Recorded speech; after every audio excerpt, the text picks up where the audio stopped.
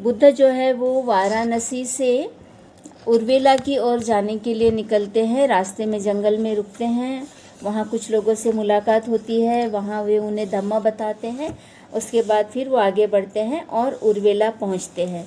उर्वेला में पहुँचने के बाद में क्या होता है वो हम जानेंगे।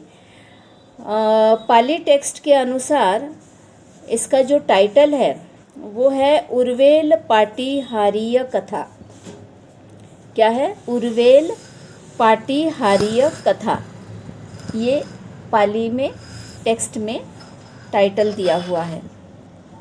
और हम जो किताब पढ़ रहे हैं, हिंदी ट्रांसलेशन राहुल सांस्कृत्यायन जी द्वारा किया गया, उसमें इसका टाइटल दिया हुआ है उर्वेला में चमत्कार प्रदर्शन।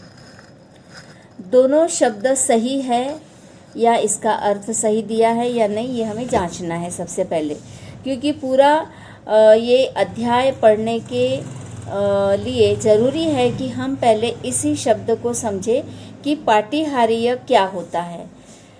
अगर ये शब्द नहीं समझ में आया तो हम कंफ्यूज हो जाएंगे, क्योंकि टाइटल में ही चमत्कार प्रदर्शन ऐसा लिखा हुआ है हिंदी में।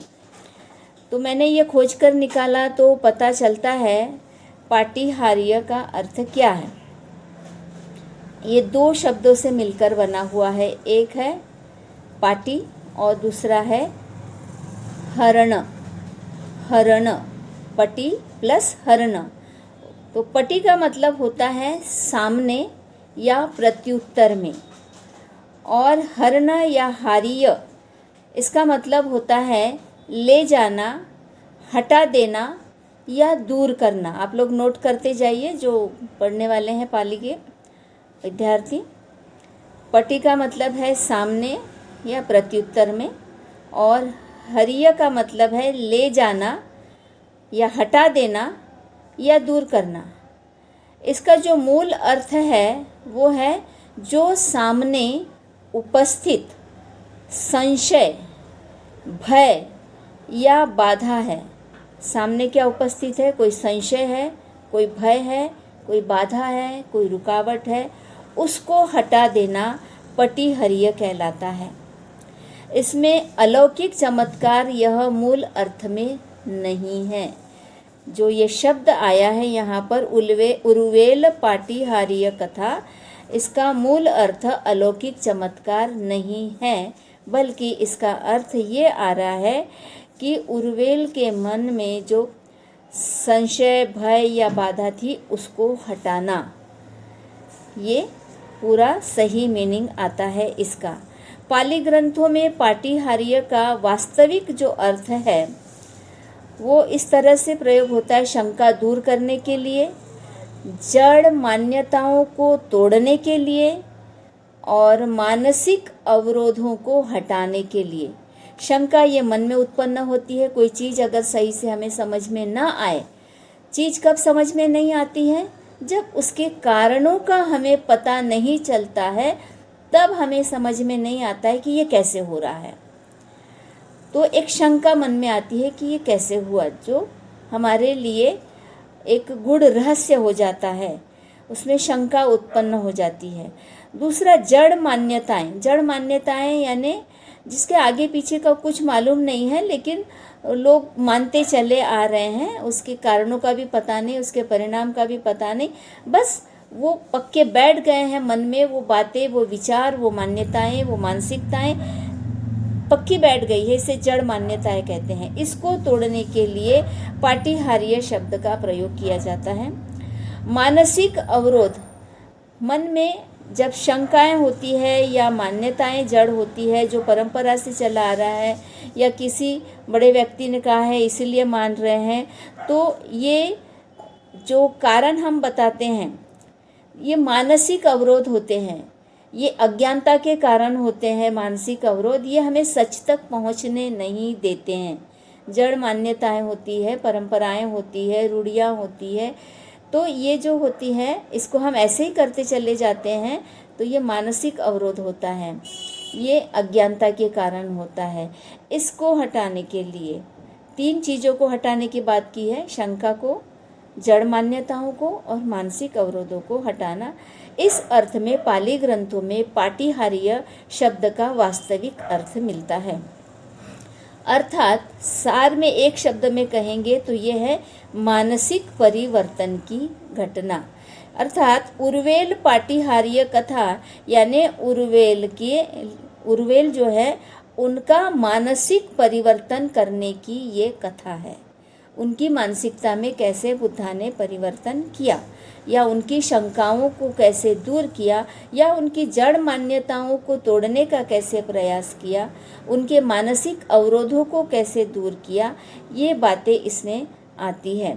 दिग्ग निकाय का भी एक संदर्भ मिलता है केवट सुत्त, जिसमें इद्दि पाटीहार्य शब्द आया हुआ है। 3 प्रकार के पाटीहार्य बताए हैं। उसमें पहला है इद्दि, जिसको कि हम हिंदी या संस्कृत में रिद्धि भी कहते हैं। ट्रांसलेशन में अक्सर हम पढ़ते हैं रिद्धि शब्द, रिद्धि सिद्धि इस तरह के शब्द आए हुए हैं। तो इद्धि पाली में कहेंगे पाटीहार्य। ये शरीर से जुड़े असामान्य कार्य, शरीर से जुड़े हुए जो असामान्य कार्य है उसके लिए ये प्रयोग किया जाता है, और बुद्ध इसे निम्न कोटि का कहते हैं। ये जो शरीर से जुड़े हुए असामान्य कार्य है उसे बुद्ध ने चमत्कार न कहते हुए इसे निम्न कोटि का कहा है, क्योंकि जिस चीज़ को हम अच्छे से कारणों सहित नहीं समझा सकते या नहीं बता सकते या उसे सिद्ध नहीं कर सकते, तो लोग उसे चमत्कार की तरह देखते हैं, तो इसे बुद्ध निम्न कोटि का कहते हैं। दूसरा आदेशना पाटीहार्य। आदेशना पाटीहार्य का मतलब होता है मन को पढ़ना।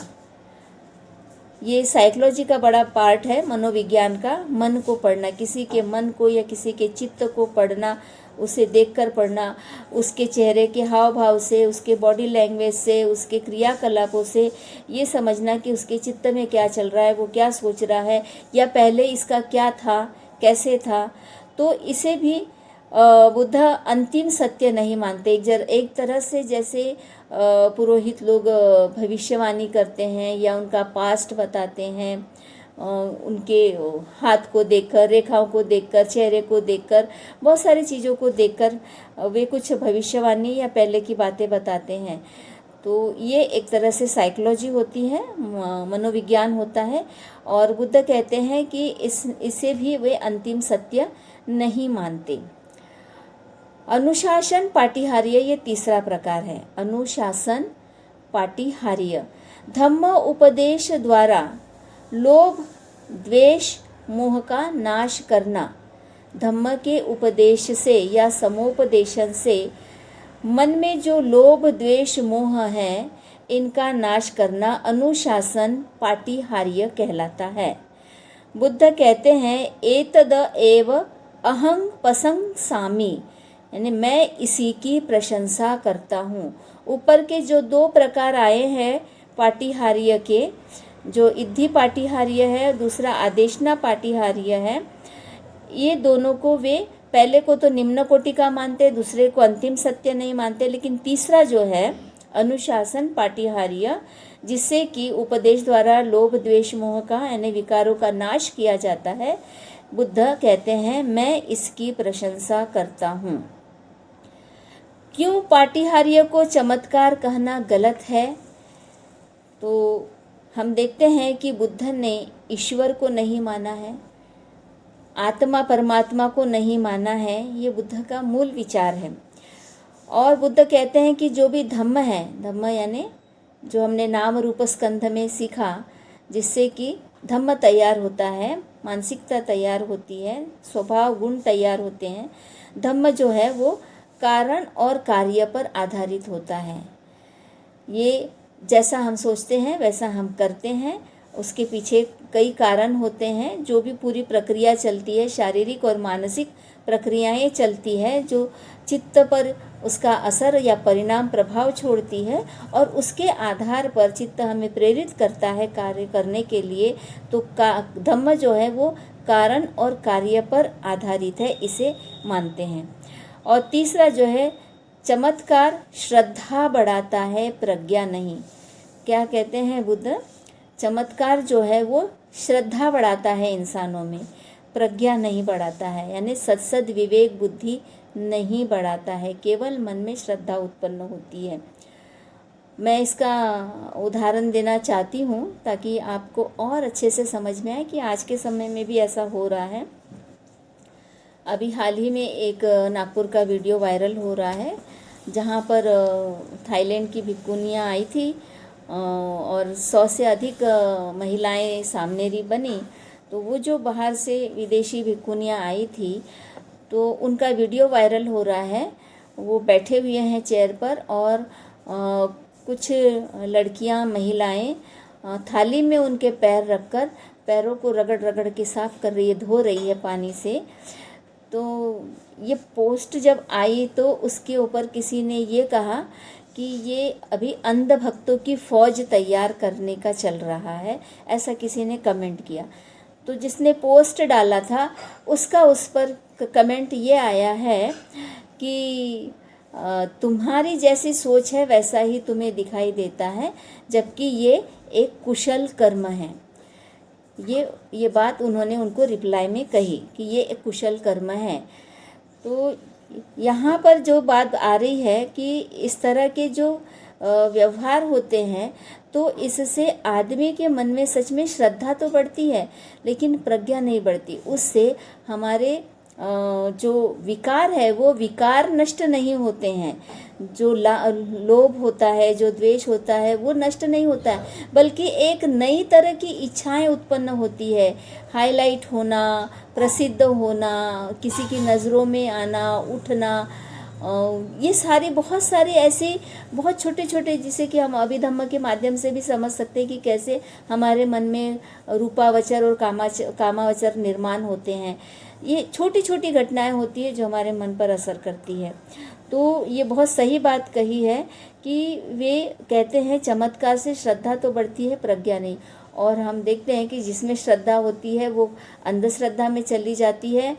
और ऐसे ही लोग जो समाज को या बहुजनों के हित की जो बात होती है उसका विचार न करते हुए व्यक्तिगत हित की बात सोचने लग जाते हैं, उनका सामाजिक दृष्टिकोण नष्ट हो जाता है। ये हमें दिखाई देते हैं। और ये कहते हैं बुद्ध, न में इद्धि पाटिहार्यं रुचति, मुझे चमत्कार प्रिय नहीं। इस तरह से शब्द आता है, बुद्ध का कहा हुआ है, न में इद्धि पाटिहार्यं रुचति, मुझे चमत्कार प्रिय नहीं है। इस तरह से ये बहुत ही सुंदर तरीके से बताया गया है। एक सरल उदाहरण, जैसे कोई व्यक्ति अंधविश्वास में डूबा हो, भय से ग्रस्त हो और धम्म सुनकर विवेकशील हो जाए, भयमुक्त हो जाए, तो यह सबसे बड़ा पाटिहार्य है। ऐसा पाटिहार्य होना चाहिए, इसका बुद्ध पक्ष लेते हैं। बौद्ध अर्थ में यानी मानसिक बाधा हटाना, आंतरिक मानसिक रूपांतरण करना और प्रज्ञा का उदय होना, मन का बदलना, प्रकृति बदलना नहीं बल्कि मन के विचारों का बदलना, मानसिकता को बदलना, ये होता है। ठीक है, अब हम इस पर आते हैं। आशा करती हूँ कि आपको पाटिहार्य शब्द का अर्थ अच्छे से समझ गया होगा। और ट्रांसलेशन में ये जो चमत्कार प्रदर्शन शब्द आया है ये उचित शब्द नहीं आया है, ऐसा इस बात से सिद्ध होता है।